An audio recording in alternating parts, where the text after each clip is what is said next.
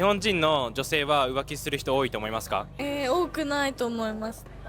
まあ自分がやば好きじゃなさすぎて、その好きじゃない人と付き合ってる状況が耐えられなくてで周りには知ってる子はいます。いっぱいいます。いっぱいいる。はい。いっぱいいる。女の子は隠すのがうまいだけで、そうどっちもどっちだと思うんですけど、ノー少ない少ないと思う。イエーイなんです私の周りの友達は割と遊ぶの大好きだから。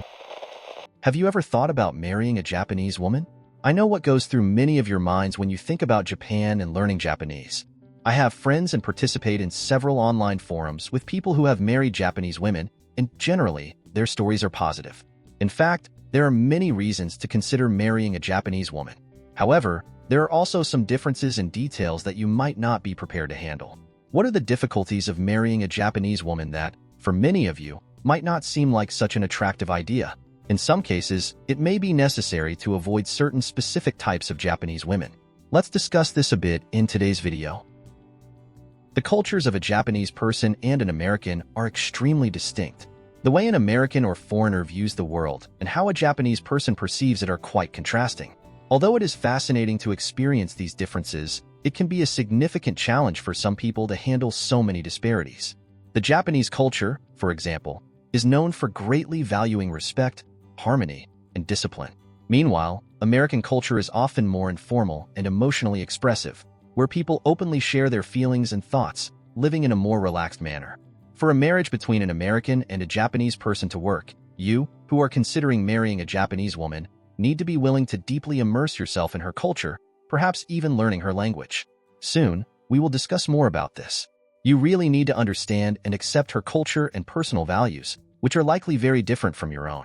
It is crucial that you both accept and teach each other about your respective cultures. Only then can you find a way to live with your differences and have a truly functional marriage. However, for some people, this can be extremely challenging. Coldness. Have you ever heard someone say that Japanese people are cold or emotionless? This is a misunderstanding of Japanese personality and culture. In fact, this perceived coldness says more about our own way of expression than about a real lack of affection. We, Americans, tend to be more open and expressive with our feelings. In Japanese culture, however, expressing emotions directly and intensely is not as common. This doesn't mean they don't have feelings. It's just that they don't show them in the same way we are used to. For example, casually saying, "I love you," whether to friends or family, is not typical in Japan. The closest phrase in Japanese, "aishiteru," carries a much deeper and more melancholic meaning, often used in farewell situations. This cultural difference can make relationships or friendships between Americans and Japanese challenging. Many of us value more open displays of affection and may find it difficult to interact with someone who shows their feelings more subtly. Additionally, Japanese people highly value the concept of wa, which means harmony. This leads them to avoid direct confrontations and to maintain a calm and composed facade in public, even when experiencing intense emotions. To us, this may seem like coldness, but to them, it's a way to maintain social balance. It's also important to note that Japanese people often express affection through actions rather than words. Taking care of someone's well-being, preparing their favorite meal, or paying attention to details of their daily life are common ways of showing love in Japan. Money. Another important aspect to consider when dealing with Japanese people is their attitude towards money. They are often seen as overly frugal, but this stems from a deeply rooted mindset of saving and planning for the future in Japanese culture. Japan has faced significant economic hardships, especially a few decades ago. This has instilled a strong focus on saving and financial planning. Additionally, retirement in Japan can be challenging and does not always guarantee a high quality of life. From a young age, Japanese individuals are taught to save and carefully plan their finances. The idea of being prepared for unforeseen circumstances and having a solid emergency fund is highly valued. This contrasts with the more consumer-driven culture seen in countries like the United States, where many people live paycheck to paycheck with less concern for financial future.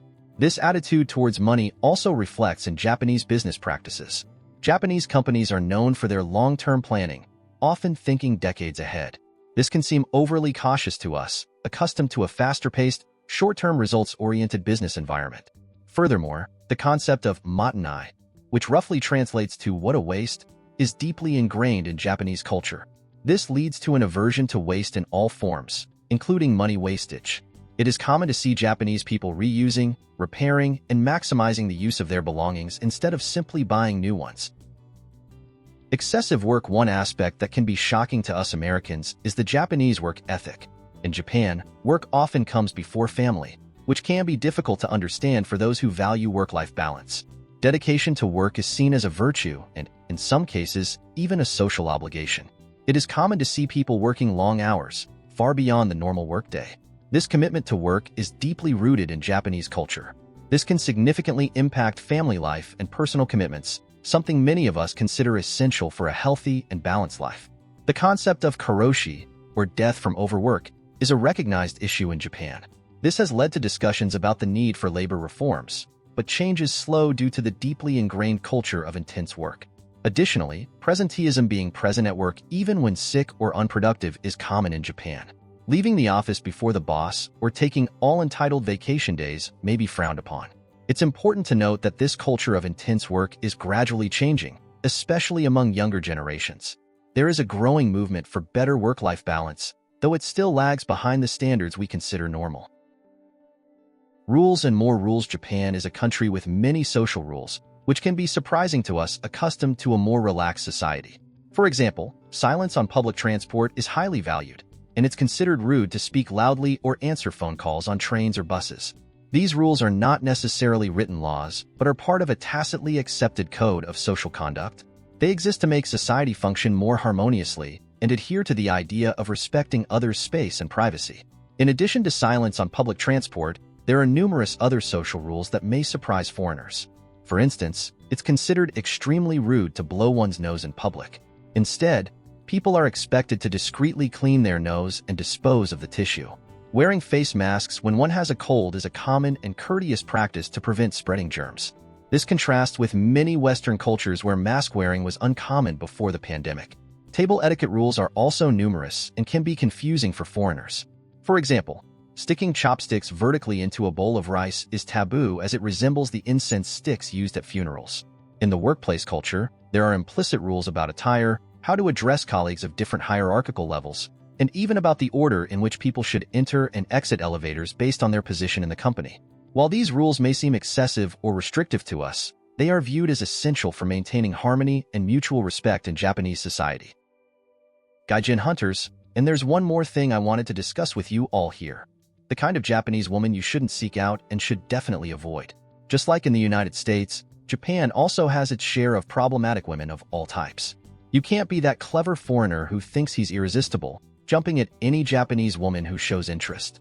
There are certain situations and places that can be risky for you.